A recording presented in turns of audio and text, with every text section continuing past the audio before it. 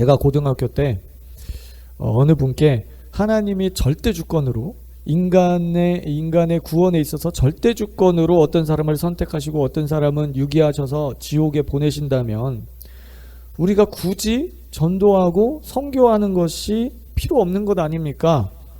하나님이 선택한 사람은 전도 안 해도 구원 받을 것이고, 하나님이 선택하지 않은 사람은 아무리 전도하고 그 사람을 위해서 기도해도 믿지 않을 텐데 전도나 선교는 왜 하는 것입니까? 라고 제가 질문을 했어요.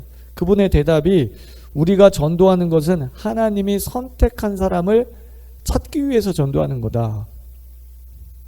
그래서 제가 그 속으로 얼마나 그 대답에 충격을 받았는지 몰라요. 그 보물찾기 하는 것밖에 안 되나? 그럴 수는 없다. 이건 아니다.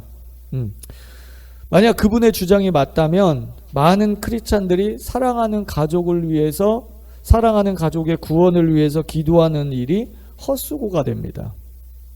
또 평소에 사랑과 용서의 하나님을 말하다가 하나님은 사랑이셔, 하나님은 긍휼이 많으셔, 용서의 하나님이셔, 그러다가 예정론을 말할 때는 하나님은 근데 무조건 누구를 선택하시고 누구를 버리셔. 그러니까 평상시에 사랑의 하나님을 말하다가도 예정론을 말할 때는 이상하게 다른 하나님이 된 것 같아요.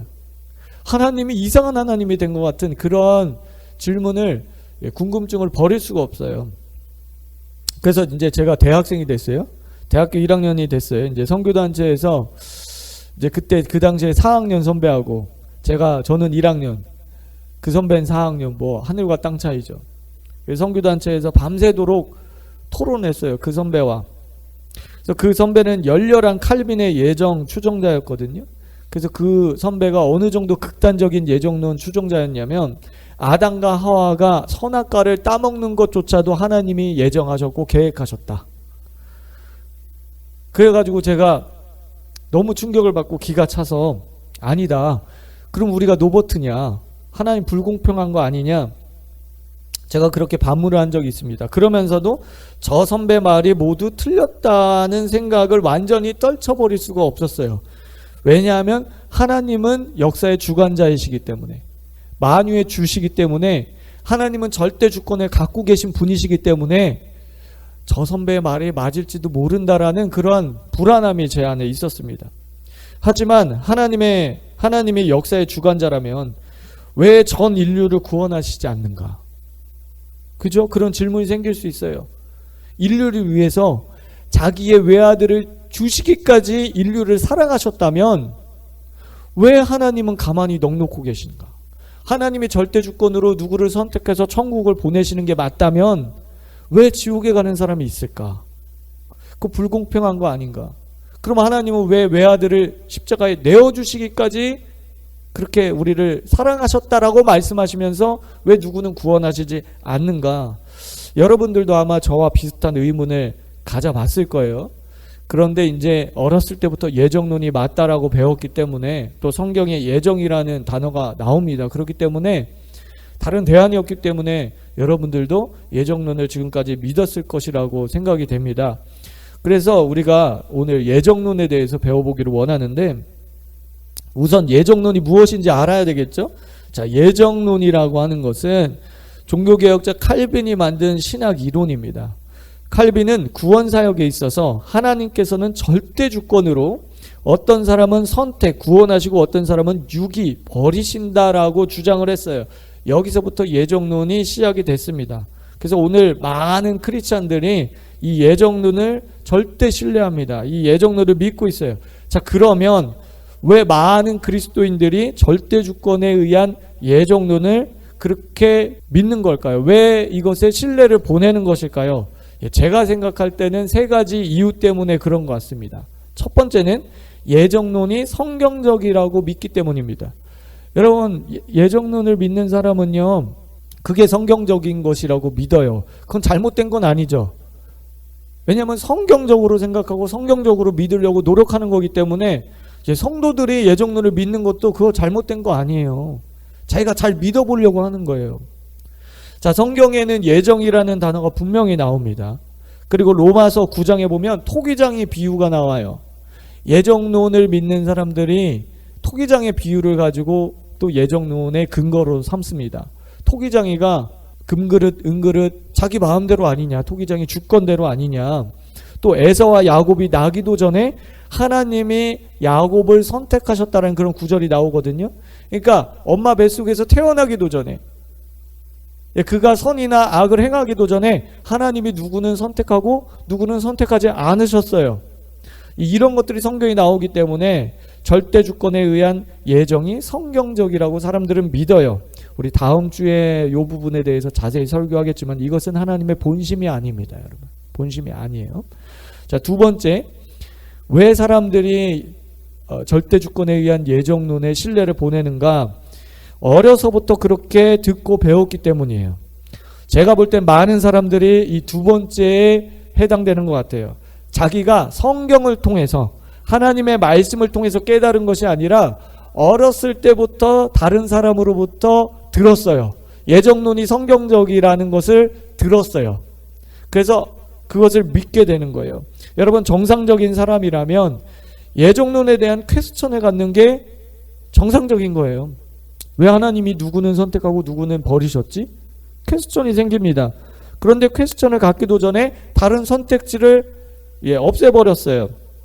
다른 선택지를 잃어버렸습니다. 왜냐하면 어렸을 때부터 그것이 맞다라고 우리가 주입식으로 배웠기 때문에.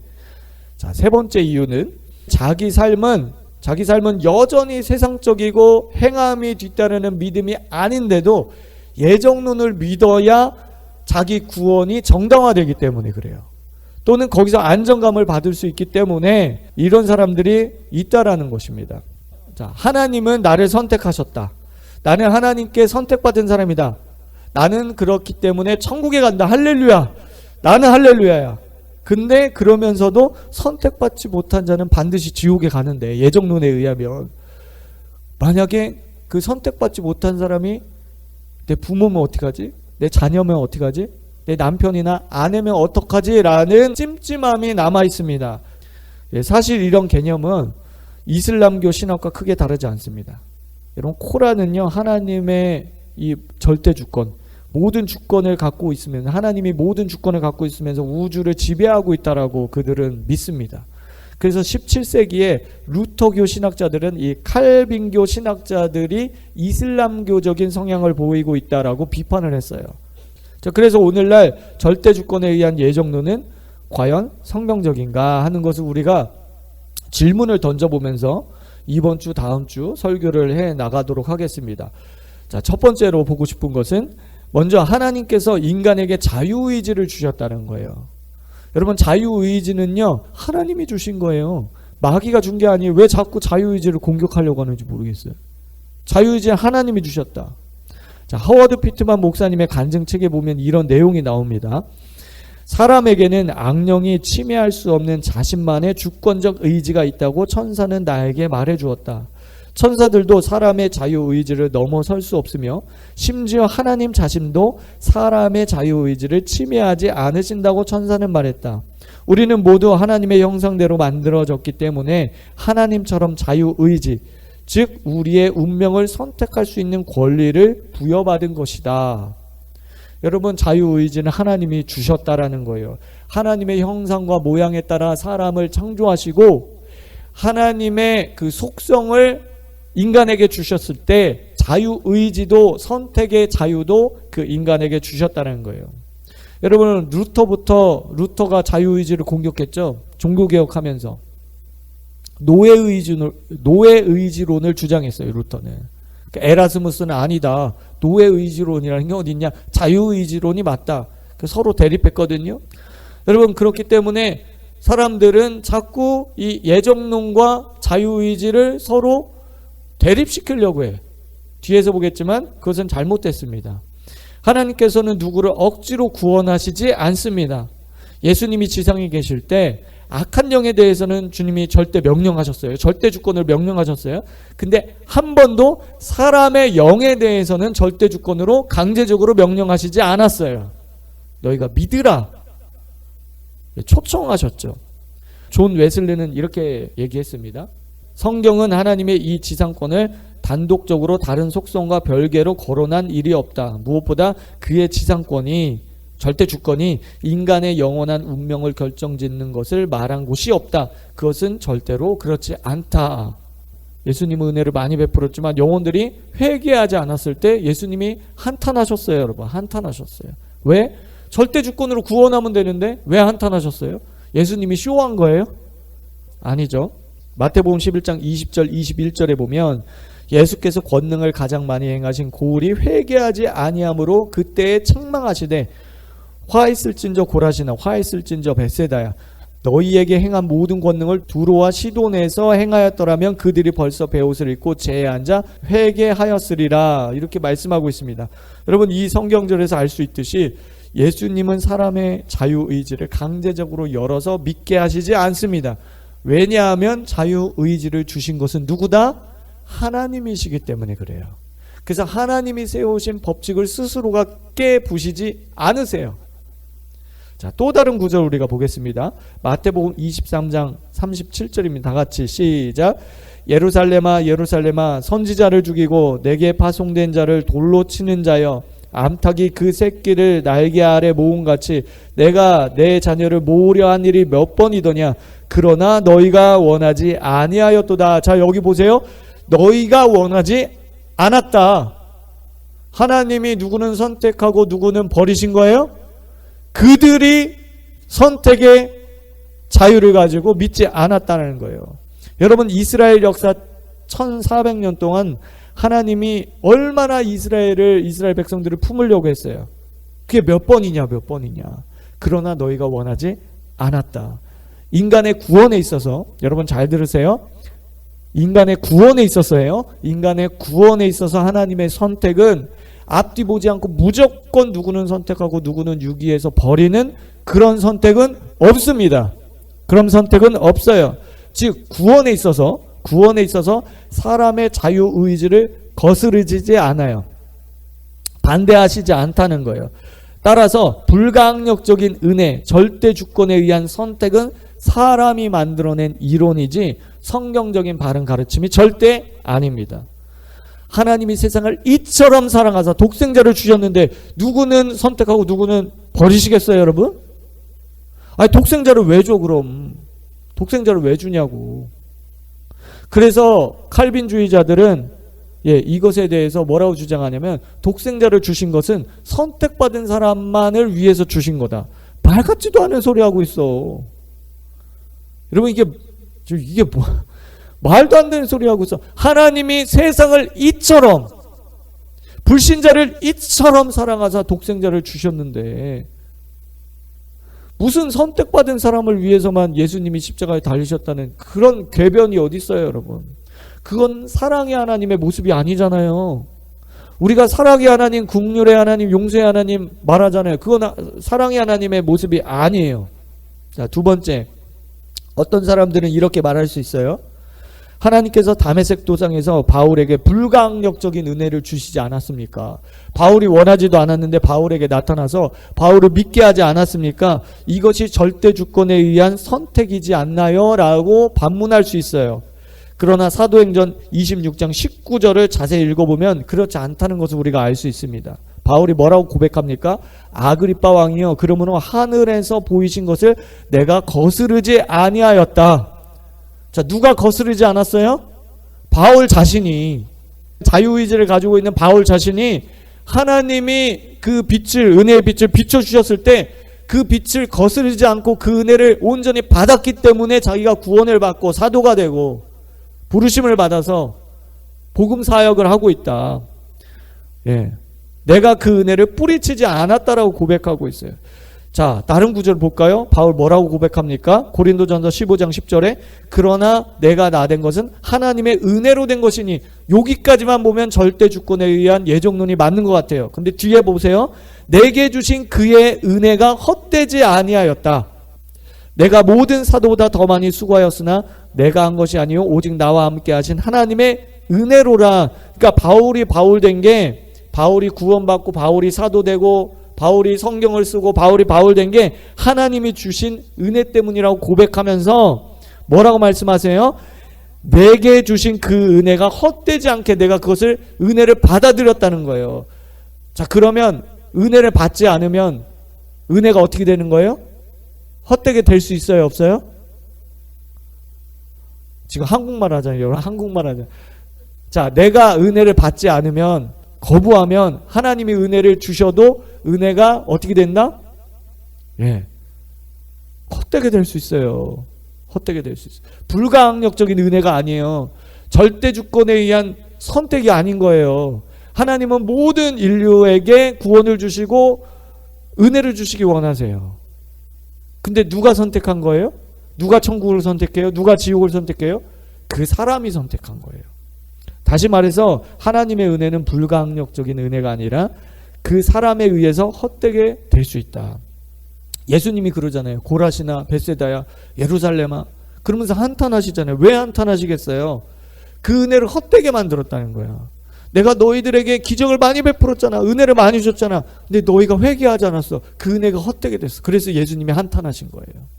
그런데 바울은 그 은혜가 헛되게 되지 않도록 내가 받아들였기 때문에 그 은혜로 말미암아 내가 나 된 것이다 라고 고백하고 있는 것입니다.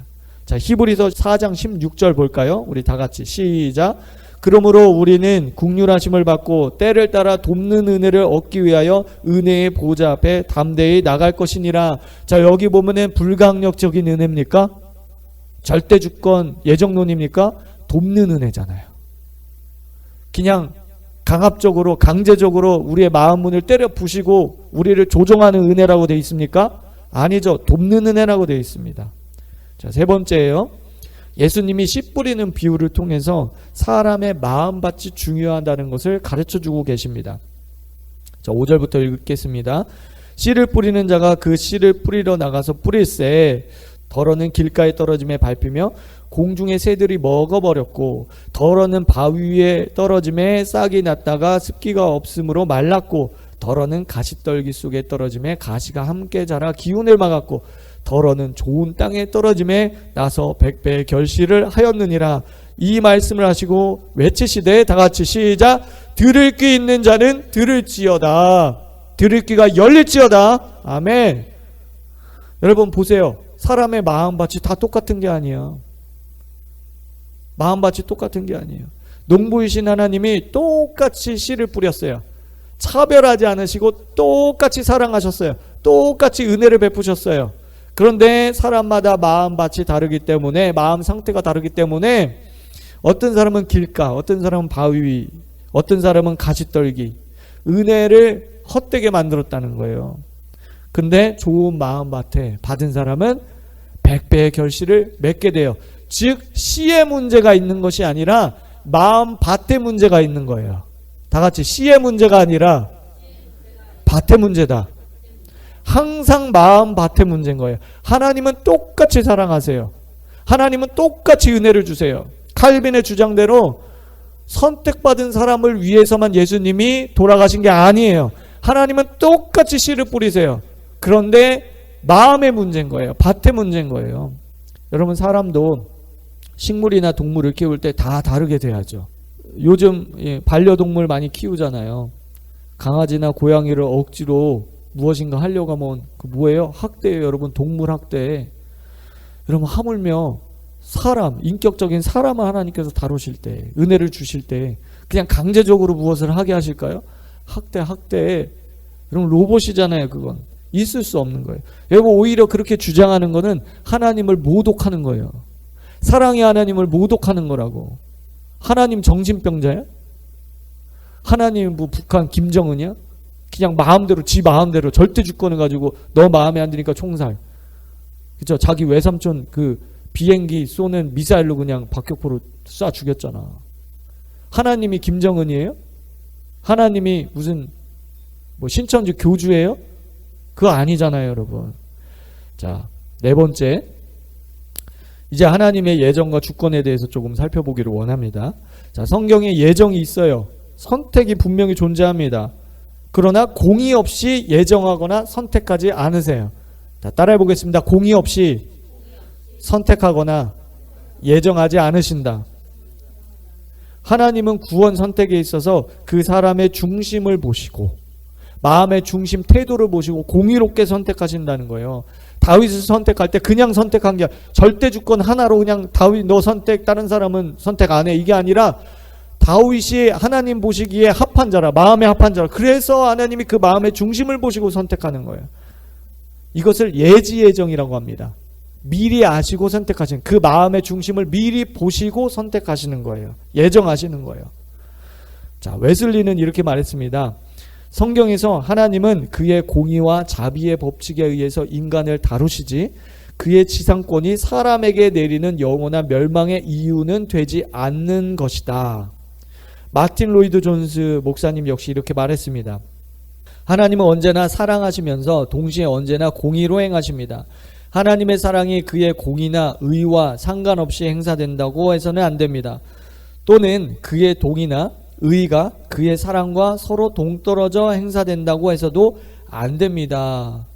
여러분 절대 주권에 의해서 아무 이유 없이 누구는 선택해서 천국 보내고 아무 이유 없이 누구는 유기해서 지옥 보내는 여러분 이게 공의롭습니까? 이게 공의로워요? 아니죠. 정말 이거 말 같지도 않은 거예요. 여러분 성경에는 분명히 토기장의 비유가 나와요. 토기장이신 하나님께서 자기의 주권에 따라서 금그릇, 은그릇, 질그릇, 귀하게 쓴 그릇, 천하게 쓴 그릇 하나님의 주권에 의해서 토기장이가 토기를 만드는 거예요. 맞아요. 여러분 예정이나 주권이 있습니다. 그런데 구원의 선택에 있어서 절대 주권이 아니라는 거예요. 구원 선택에 있어서 예를 들어서 성별이나 국적이나 시대 이런 것은 하나님이 우리를 빚으신 모습대로 우리가 이 땅에 왔습니다. 달란트, 재능이나 부르심에 관한 것도 마찬가지예요. 여러분 아무나 다 선교사 되는 게 아니에요. 목회자 되는 게 아니에요. 콜링이 있어야 되는 거예요. 여러분들이 성별 여러분들이 선택했어요? 김씨, 이씨, 박씨 여러분들이 선택했냐고. 부모, 자녀 여러분들이 선택할 수 있어요? 시대나 국적 여러분 선택할 수 있어요? 아니죠. 그것은 토기장이신 하나님께서 절대 주권을 가지고 우리에게 부여하신 거예요.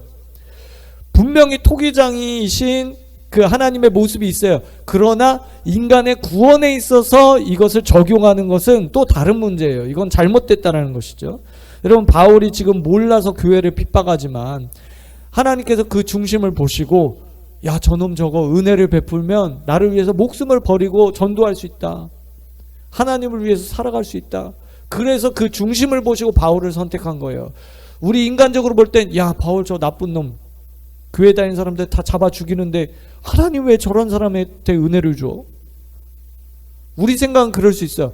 그러나 하나님은 그 마음의 중심을 보신 거예요. 여러분 지난 시간에 우리가 세리 마태 봤잖아요. 사람들한테 다 손가락질 받아요. 세리예요.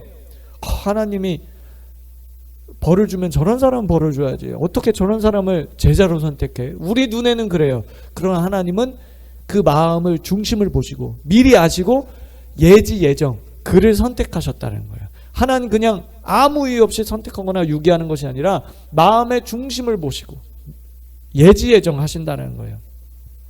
에베소서 1장 5절에 보면 우리를 예정하셨다라는 구절이 나와요. 절대 주권에 의한 예정론을 주장하는 사람들은 로마서 9장과 함께 로마서 9장이나 토기장의 비유나 또 이 구절을 근거로 절대 주권의 예정론을 주장을 합니다. 자 보겠습니다. 그 기쁘신 뜻대로 우리를 예정하사 예수 그리스도로 말미암아 자기의 아들들이 되게 하셨다. 하지만 여기서 예정도요 예지 예정으로 보는 게 맞습니다. 왜냐하면 성경 전체가 예지 예정을 말하고 있어요. 그러니까 요 구절 똑 떼가지고 요 구절은 절대 주권에 의한 예정론 이렇게 할 수 없다는 것이죠. 자, 왜 그런지 제가 성경을 여러분들께 몇 구절만 말씀드리도록 하겠습니다. 예레미야 애가 3장 3절에 보면 주께서 인생으로 고생하게 하시며 근심하게 하심은 본심이 아니다. 하나님의 본심이 아니라는 거예요. 그러니까 하나님이 절대 주권의 칼을 휘두르면서 누구는 선택하고 누구는 버리고 이런 이것이 하나님의 본심이 아니다. 또 에스겔 18장 31절 32절에 너희는 너희가 범한 모든 죄악을 버리고 마음과 영을 새롭게 할지어다. 이스라엘 족속아 너희가 어찌하여 죽고자 하느냐 주 여호와의 말씀이니라. 죽을 자가 죽는 것도 내가 기뻐하지 아니하노니 너희는 스스로 돌이키고 살지니라. 누구는 유기해서 그냥 죽게 만들고 지옥 보내고, 그게 아니죠. 죽을 자가 죽는 것, 자기 죄 때문에 죽을 자가 죽는 것도 하나님이 기뻐하시지 않는다. 자, 디모데전서 2장 4절을 보면 하나님은 모든 사람이 구원을 받으며 진리를 아는데 이르기를 원하시느니라. 이것이 하나님 본심이라는 거예요. 베드로후서 3장 9절에 오직 주께서는 너희에 대하여 오래 참으사 아무도 멸망하지 아니하고 다 회개하기에 이르기를 원하시느니라. 아무도 지옥 가는 것을 원하지 않으세요. 이것이 하나님의 본심입니다. 하나님의 본심은 모든 사람이 회개하고 믿어 천국에 가는 것이에요. 아멘? 아멘이에요. 여러분, 칼빈주의자들이 에베소서 1장 5절을 가지고 절대주권에 의한 예정론을 주장하는데, 성경 전체로 볼 때 그것은 부분적으로 해석하고 부분적으로 오류를 범한 것이지, 그것은 절대 성경의 정신과 하나님의 본심이 아니라는 것을 여러분들이 아시기를 바랍니다. 그러니까 자기가 만든 신학을 가지고 성경 말씀을 보니까 성경 말씀이 다 그렇게 보이는 거야. 그러면 안 돼요. 성경 전체적으로 봐야 된다는 거죠. 자, 결론을 말씀드리도록 하겠습니다. 하나님이 두려워해서 믿는다면 여러분, 이슬람과 다를 게 뭐가 있겠습니까? 하나님이 두려워서 믿는다면 여러분, 신천지 이만희 통일교 교주와 뭐가 다를 게 있겠습니까? 여러분, 신천지 빠진 사람들 여러분 주변에 있죠. 그 사람들 봐봐요. 용서, 사랑 이런 개념이 없어요. 여러분, 이슬람에도 용서, 사랑 개념이 없습니다. 죄를 지면 반드시 대가를 치러야 돼요. 신천지 여러분, 반드시 그 성경 공부 시간 채워야 되고 전도 할당량 채워야 돼. 무슨 하나님이 무슨 기업 사장님이야? 악덕 기업주야? 무슨 뭐 시간 채워라, 할당제 채워라 그러게?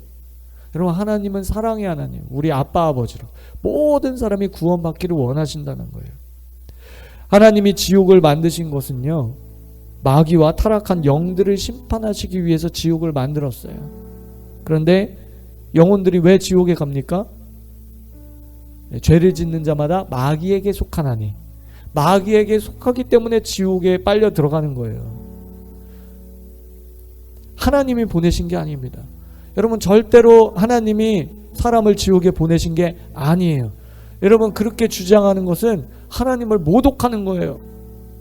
말 같지도 않은. 그래서 절대주권의 예정론을 믿는 사람들은 하나님을 모독하는 겁니다.